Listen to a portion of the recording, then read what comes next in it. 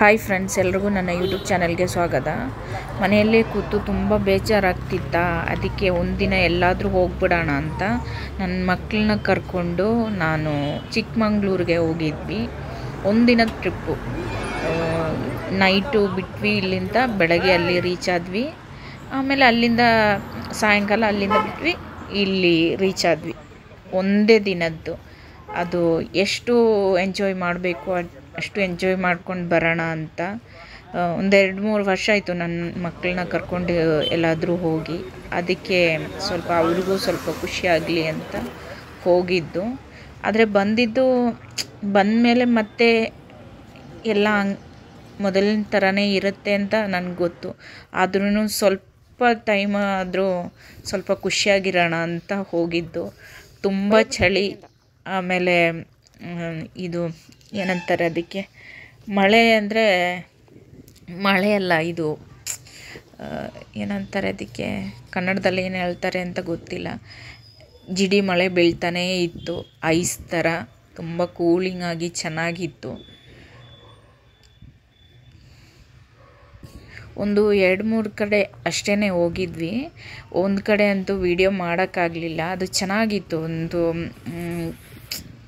ಒಂದು ಏನಂತಾರೆ, ಏನು ಕನ್ನಡ ಬಾಯಿಗೆ ಬರ್ತಾ ಇಲ್ಲ, ಏನಾದರೂ ಹೇಳಬೇಕು ಅಂದರೆ ಗುಹೆ ಥರ ಇತ್ತು. ಅದರೊಳಗಡೆ ದೇವಸ್ಥಾನ, ಮತ್ತು ಅದಕ್ಕೇನೋ ಒಂದು ಹೆಸರಿತ್ತು, ಮರ್ತೋಗ್ಬಿಟ್ಟೆ. ಇದು ಲೇಟಾಗಿ ಎಡಿಟ್ ಮಾಡ್ತಾಯಿದ್ದೀನಿ, ಅದಕ್ಕೆ ಹೆಸರುಗಳೆಲ್ಲ ಮರ್ತೋಗ್ಬಿಟ್ಟಿದ್ದೀನಿ.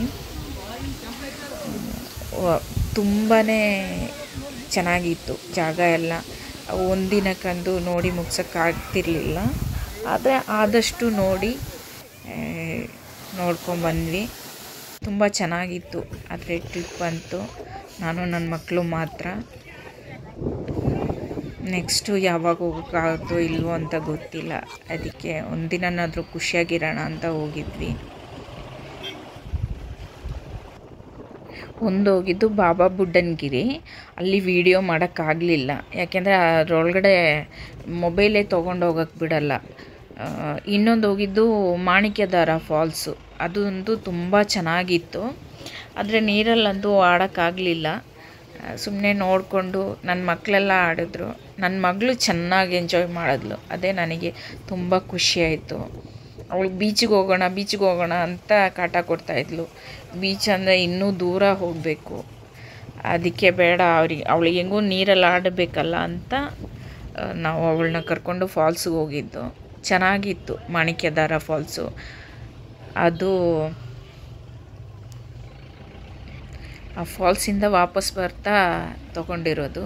ಅಲ್ಲಿಗೆ ಜೀಪಲ್ಲಿ ಹೋಗಬೇಕು, ಅಲ್ಲೇ ಗಾಡಿ ಇರುತ್ತೆ ಆ ಥರ.